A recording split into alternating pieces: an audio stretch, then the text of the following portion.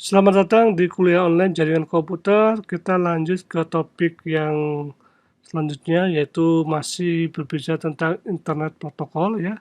Kita masuk ke IP4 addressing, gimana cara untuk addressingnya. Jadi IP4 ini byte panjangnya itu 32 byte ya. Kemudian ini sebagai identitas dari host, router, interface, dan jenisnya.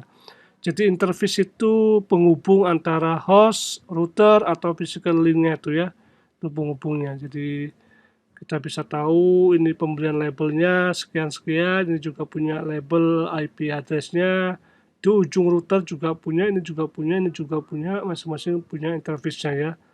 Jadi ini modelnya seperti apa, bitnya seperti ini, jadi 255 ya. Jadi panjangnya seperti ini ya, kemudian ini juga sama, jadi operasi bit ya.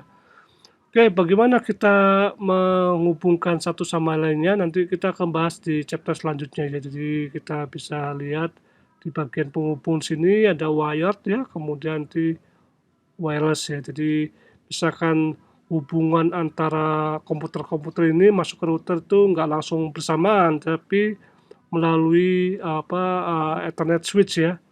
Kemudian di posisi ini melalui WiFi atau hotspot dan sejenisnya. Jadi nggak bisa otomatis connect semua ya. Jadi ada proses interface di sini ya. Nah, jadi nggak masalah untuk konektivitasnya ya. Nah, ada satu juga IP address terkait dengan masalah subnet sama host path ya. Jadi ada pemotongan antara bagian subnet ya yang terkait dengan subnet yang IP address-nya itu ya. Sehingga ketika kita memberikan identitas satu komputer dan komputer lainnya, selama subnetnya sama, ketika dia request di IP subnet yang sama, maka si router tidak perlu melakukan query ke tempat lain, dia sudah tahu bahwa dia itu berasal dari satu segmen ini. Sehingga proses routingnya itu akan jauh lebih simple, jadi nggak perlu lihat ke lainnya ya. Jadi resipnya seperti ini. Jadi kita tentukan panjangnya berapa, /24, ini /24, ini subnet.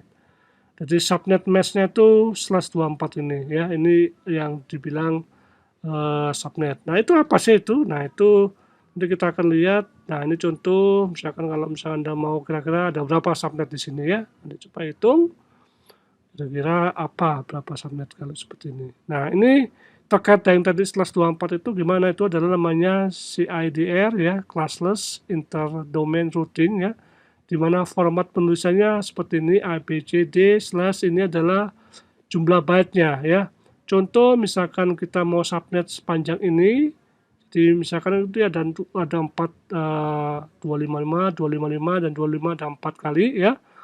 Misalkan kita mau subnet sepanjang ini, berarti ini kalau kita hitung ada 23. Jadi 23 ini tetap aktif, statik istilahnya ya.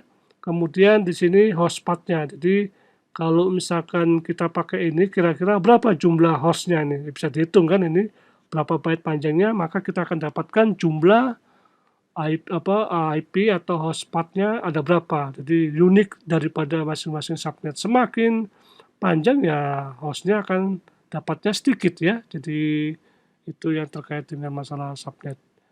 Dan bagaimana satu sama lainnya untuk mendapatkan IP address, salah satunya kita bisa menentukan dengan cara statik, yaitu IP address-nya di-set pada komputernya, atau kita juga menggunakan DHCP, yaitu Dynamic Host Configuration Protocol. Jadi ini layanan dari sebuah server yang tugasnya memberikan IP address ketika yang komputer itu meminta IP address-nya ya. Apa itu DHCP? Nanti kita bahas di sesi selanjutnya. Oke.